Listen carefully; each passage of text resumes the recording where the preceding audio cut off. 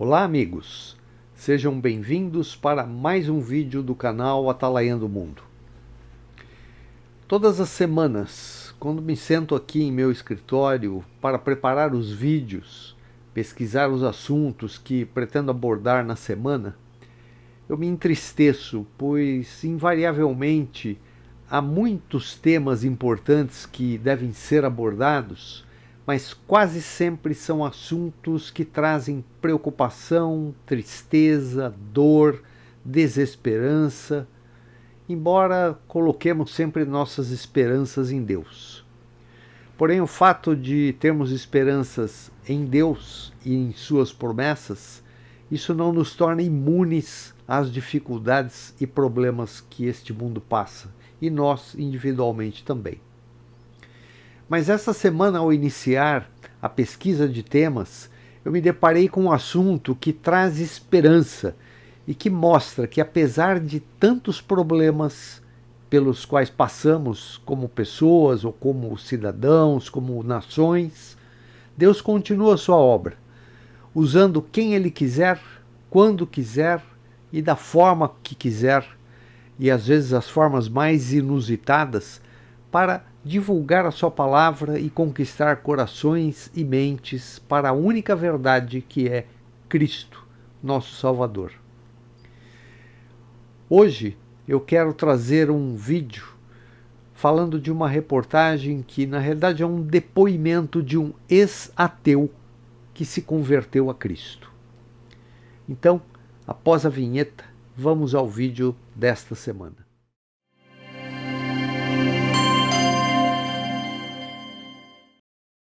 Então, a matéria que eu quero compartilhar com vocês hoje é do site Christianity Today. É um site da internet, é um jornal americano, um jornal eletrônico, e é uma matéria que já foi publicada numa revista, se eu não me engano, em 2025, 2024, não me lembro muito bem, e que fala de um jornalista que é brasileiro, a experiência dele com Cristo. E o título, então, desta matéria, que eles estão chamando aqui de um depoimento, é que jornalismo era a minha religião. Então encontrei Jesus Cristo. Quem escreve, quem fala é Frango Giacomini, e diz que eu queria ser testemunha ocular da história do Brasil. Em vez disto, Deus me fez testemunha de sua obra no mundo. E começa então a matéria dizendo, ele contando: quando eu tinha 26 anos, me apaixonei por uma garota que conheci na redação. Da minha mesa como jornalista de um jornal diário em Curitiba, Brasil, havia entrar para a entrevista de emprego. Não pude deixar de me perguntar quem ela era. Quando ela começou a trabalhar a poucos passos de mim, fiquei radiante. O nome dela era Marli. Pouco tempo depois, a melhor amiga da Marli começou a namorar um amigo meu. É um erro de tradução aí, está escrito uma amiga minha, mas não é. É um amigo dele, é que a tradução do inglês e as traduções não são perfeitas, né? Os dois frequentemente convidavam Marli e eu para irmos com eles nos encontros. E foi assim que começamos a namorar também. Marli era cristão e eu era ateu. A convite dela, comecei a visitar a igreja batista dela. Achei os cultos chatos e me perguntei por que havia tanto canto, mas era um preço pequeno a pagar por mais algumas horas com minha namorada. Eu achava que evangélicos eram pessoas de mente fechada, manipuladas por pastores gananciosos na televisão.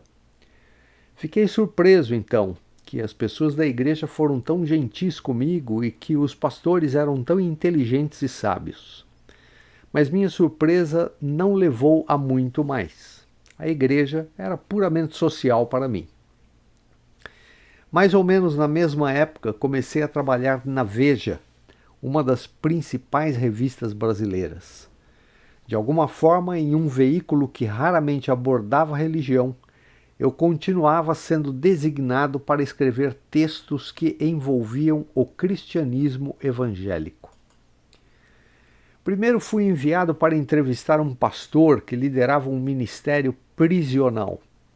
Depois, conheci um grupo de mulheres que faziam uma viagem de ônibus de 2 horas toda semana para orar com detentas em uma penitenciária estadual. Cobri casas de recuperação para usuários de drogas administradas por igrejas pentecostais e escrevi sobre cristãos organizando um desfile de samba no carnaval anual. Eu não conseguia escapar dos cristãos. Mesmo quando minhas viagens de reportagem não tinham nada a ver com religião, havia crentes, como quando eu estava em uma feira rural para escrever sobre rodeios, e um homem se aproximou, se apresentando como pastor. Cada encontro corroeu minha percepção negativa anterior dos evangélicos. Reconheci que devia estar errado e deixei por isso mesmo. Enquanto isso, sem eu saber, toda a família de Marli rezava para que eu conhecesse Jesus. Meu pai chegou ao Brasil em 1953 como um imigrante italiano de 9 anos. Seu pai, Enea, vivia produzindo e vendendo imagens de gesso de santos católicos, uma tradição de Casa Bassiana, sua vila montanhosa na Toscana. Então, fui criado como católico, passando grande parte da minha infância matriculado em escolas católicas. Mas eu nunca fui comprometido com minha fé. Quando cheguei à adolescência, decidi me afastar da Igreja Católica e me identificar como ateu. Na universidade, o jornalismo se tornou meu equivalente à religião.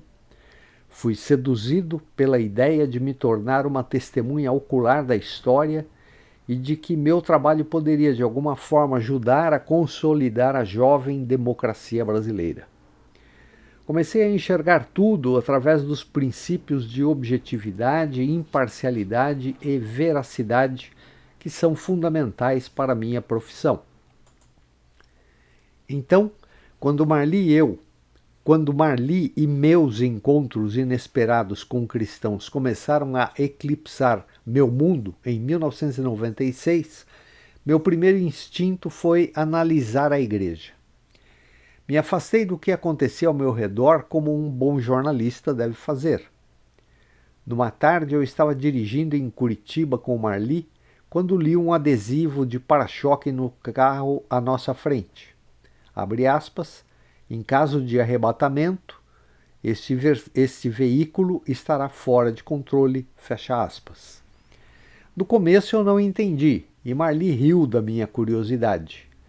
Eu sabia que era algum tipo de piada e logo percebi que a piada era comigo. Naquele momento, foi como se Deus me dissesse, aspas, então você acredita no distanciamento e na objetividade? Deixe-me te levar para dar uma volta e mostrar o que estou fazendo, fecha aspas. Naquela mesma tarde, Marli me levou até sua irmã, que compartilhou comigo o plano de salvação de Deus. Jesus Cristo, Deus em carne, veio à Terra por amor a toda a humanidade, morreu na cruz para nos redimir de nossos pecados e ressuscitou para que aqueles que depositaram sua fé nele possam ter a vida eterna. Então, as duas mulheres lançaram a grande pergunta: o que eu faria com essa informação? Eu estaria disposto a entregar minha vida a Jesus?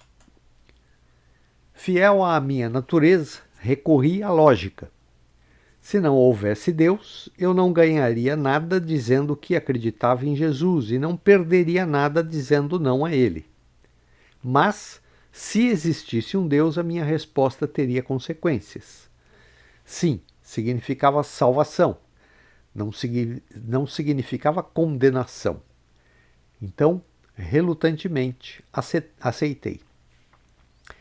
Se você declarar com a boca Jesus é Senhor e crer em seu coração que Deus o ressuscitou dos mortos, será salvo, diz Romanos 10, 9 e 10.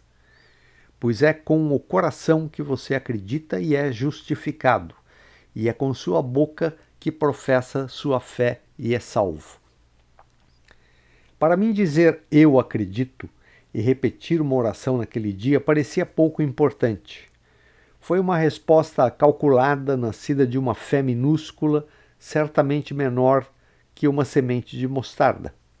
Mas, a partir daí, Deus tomou minha vida em suas mãos. Alguns dias depois, fui para outra viagem de reportagem para escrever sobre a crescente população evangélica na Amazônia brasileira. Deus disse que me mostraria o que estava fazendo e foi exatamente isso que aconteceu. Às margens do rio Madeira, conheci missionários que haviam deixado a Holanda e a Noruega para trabalhar com os povos à beira do rio que viviam em vilarejos espalhados pela floresta amazônica. Os missionários deixaram suas vidas para trás para fazer o que ninguém mais fazia em uma região até onde as coisas mais simples, como obter um documento de identidade, podia levar horas de viagem de barco. Eles faziam exames de sangue para detectar doenças como a malária, ensinavam as pessoas a preparar refeições saudáveis e evitar a contaminação da água, e realizavam exames oftalmológicos e davam óculos para quem não conseguia ir ao optometrista, o oculista, em uma cidade distante. Acima de tudo, apresentaram a mensagem de Jesus para quem toda vida é preciosa. Intimidado por eles, me segurei para não compartilhar sobre a minha recente conversão. Só mencionei que fui a alguns cultos com a Marli, que agora era minha noiva.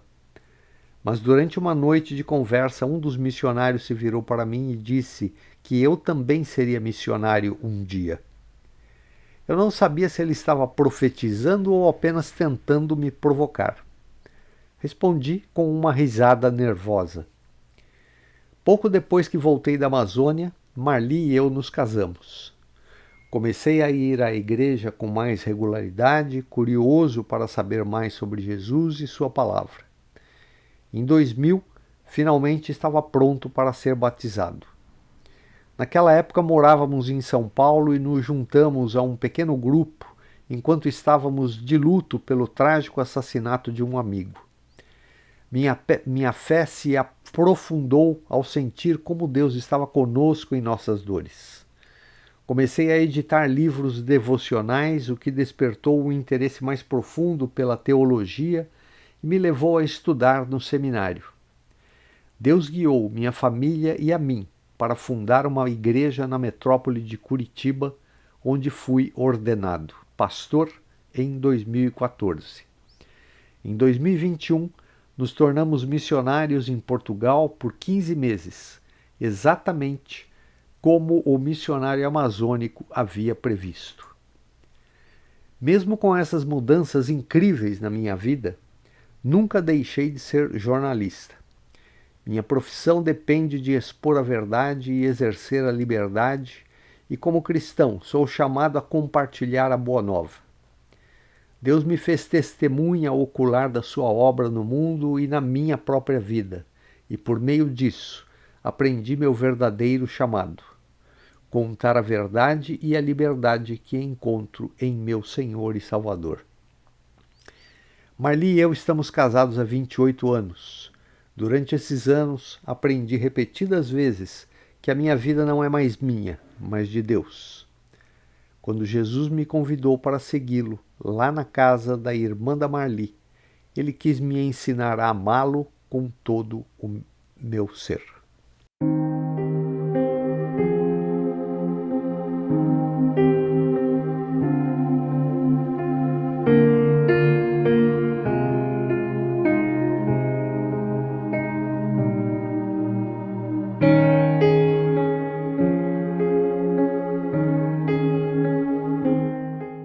Esta história é apenas mais uma das histórias de conversões de pessoas que foram tocadas pelo Evangelho e que tiveram a oportunidade de perceber sua própria insignificância se estiverem desconectadas de Deus.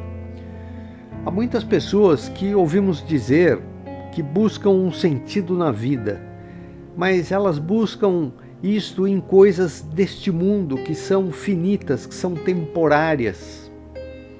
Buscar essa plenitude de vida que ansiamos não pode estar baseado em coisas que são passageiras, que têm um fim e que se gastam com o tempo. A única coisa estável e eterna que existe e que podemos confiar e que isto pode nos preencher este vazio que muitas vezes todos nós sentimos em nossos corações é Deus. A exemplo deste depoimento que lemos juntos, há um filme com uma história parecida de um outro jornalista que também se converte a Cristo, e esse filme se chama Em Defesa de Cristo, tem até no YouTube. Eu vou deixar o link deste vídeo que existe no YouTube em português, para quem quiser ou assistir pela primeira vez ou assistir novamente. É bom nós vermos também depoimentos como este que lemos hoje, que nos animam, nos alegram, ao percebermos como Deus atua poderosamente na vida daqueles que se entregam a Ele. Então, um grande abraço e até o próximo vídeo, na próxima semana, se Deus quiser.